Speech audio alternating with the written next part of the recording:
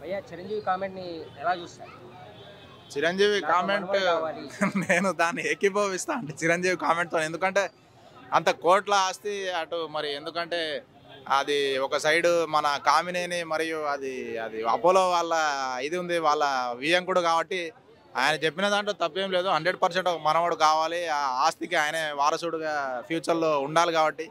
రేపు ఎందుకంటే ఫ్యూచర్లో గ్యారెంటీ లేదు, తాత ఎప్పుడు ఇది అవ్వచ్చు, డాడీ కూడా ఫ్లైట్లో అవి ఎక్కుతూ ఉంటాడు, ఎక్కడ ఎవరికి షూటింగ్లో ఏమయ్యేది తెలియదు కాబట్టి ఓ మంచి మనవడు ఉండి ఆ ఆస్తికి ఏకైక వారసుడిగా ఉండాలని కోరుకుందాం విజయవంతంగా. రాజకీయాల నుంచి తప్పుకుంటున్నా అని అంటున్నాడు, కరెక్ట్ డిసిషనా? రాజకీయాల నుంచి యాక్చువల్లీ మనోడు ఎప్పుడో తప్పుకున్నాడు చిరంజీవి. అది కరెక్ట్ డిసిజన్ అయితే కాదు. ఎందుకంటే ఇప్పుడు ఉన్న సొసైటీలో ప్రజలకి సరైన రాజకీయ నాయకుడు లేడు. ఎంతసేపు కరప్షన్, డబ్బులు ఆశించి పేద ప్రజల కడుపు కొట్టేవాడే తప్ప యాక్చువల్లీ మనోడు చిరంజీవి కూడా సినిమాలలో పెద్ద ఇది చేస్తాడు కానీ బయట ఇది లేదబ్బా. ప్రజారాజ్యం అనేది యాక్చువల్లీ మంచి పార్టీ, దాన్ని కంటిన్యూ చేయాల్సింది. మరి ఎక్కడ ఏమైందో తెలియదు, మళ్ళీ దాన్ని విలీనం చేసేసి అనవసరంగా గివప్ చేసిండు. కానీ ఇప్పుడైనా మళ్ళీ ఏం కాలేదు, మళ్ళీ రీస్టార్ట్ చేసి మంచి పేద ప్రజలకు అసలైన సర్వీస్ చేస్తే వాడు అసలైన రియల్ హీరో. స్క్రిప్ట్లో, మూవీలో, రీల్లో కాదబ్బా హీరోయిజము. రియల్ హీరోయిజం అంటే బయట చూపెట్టాలి. మూవీస్లో ఏదో టాగూర్ గీగూర్ ఏదో చేసి తర్వాత ఏదో స్టాలిన్ లాంటివి చేసి హెల్ప్ చేయడం కాదు, బయట చేసి అసలైన జనాలను ఎవడైతే ఆదుకుంటాడో వాడు రియల్ హీరో. సో చిరంజీవి మన అందరి ప్రజల కోరిక ఏంటంటే మనోడు మళ్ళీ పాలిటిక్స్ రీస్టార్ట్ చేసి ఫ్రెష్ పాలిటిక్స్, ఇది దరిద్రపు రాజకీయాలు కాకుండా మంచి ఫ్రెష్ పాలిటిక్స్ చేసి పేద ప్రజలను ఆదుకోవాలి. మనోడికి కూడా మంచి ఫ్యూచర్ ఉంటుంది, మంచి ఫాలోయింగ్ ఉంది కాబట్టి పాలిటిక్స్లో మంచి ఫ్యూచర్ ఉంటుంది. పవన్ కళ్యాణ్ కంటే మంచి ఎలివేటెడ్ కెరియర్ ఉంది, బట్ ఆయన ఎందుకు అలా చేశాడో మనమైతే మళ్ళీ రీఎంట్రీ చేస్తాడనే కోరుకుందాం. పేద ప్రజలకు ఆయన న్యాయం చేస్తాడు, సహాయం చేస్తామని కోరుకుందాం అంతే. ప్రజారాజ్యం అన్నారు కాబట్టి ప్రజారాజ్యమే ఈ జనసేన అని ఒక కామెంట్ కూడా చేశాడు. ప్రజారాజ్యము జనసేన కావచ్చు, కానీ ప్రజారాజ్యం ఏదైతే దాని మేనిఫెస్టో ఉందో, దాని స్ట్రాటజీస్ ఏదైతే ఉన్నాయో అవన్నీ జనసేన యొక్క ప్లానింగ్స్ వేరే, ప్రజారాజ్యం యొక్క స్టోరీ, దాని కాన్సెప్ట్, దాని ఐడియాలజీ వేరే కాబట్టి అవి రెండు ఒకటైతే నేను అనుకోను. ప్రజారాజ్యం అనేది అది టోటలీ ఒకప్పుడు ఆ పార్టీ ఎప్పుడైతే లాంచ్ అయిందో ఆ సంవత్సరంలో చాలా దాని మీద హోప్స్ ఉండే, చాలా ఎన్నో ఆశలు ఉండే జనాలకు. ఎప్పుడైతే ఈ చిరంజీవి విలీనం అయిపోయి పార్టీ క్యాన్సిల్ అయిపోయిందో అప్పుడు చాలామంది పాపం డిసప్పాయింట్ అయ్యారు. మరి దానికి సరైన కారణం ఇప్పటివరకు అయితే తెలియదు.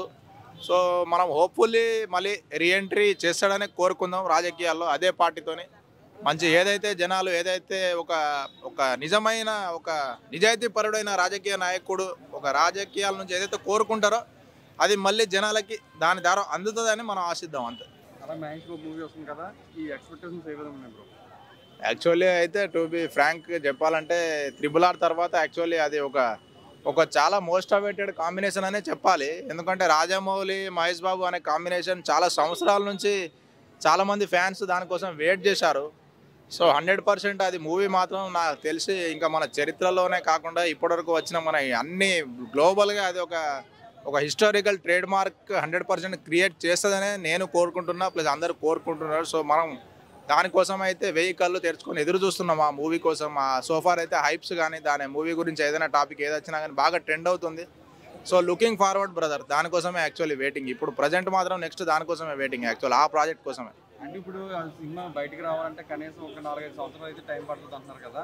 సో ఫ్యాన్స్ ఏ విధంగా అనుకోవచ్చు ఇంత లేట్ అవుతుంది గురించి?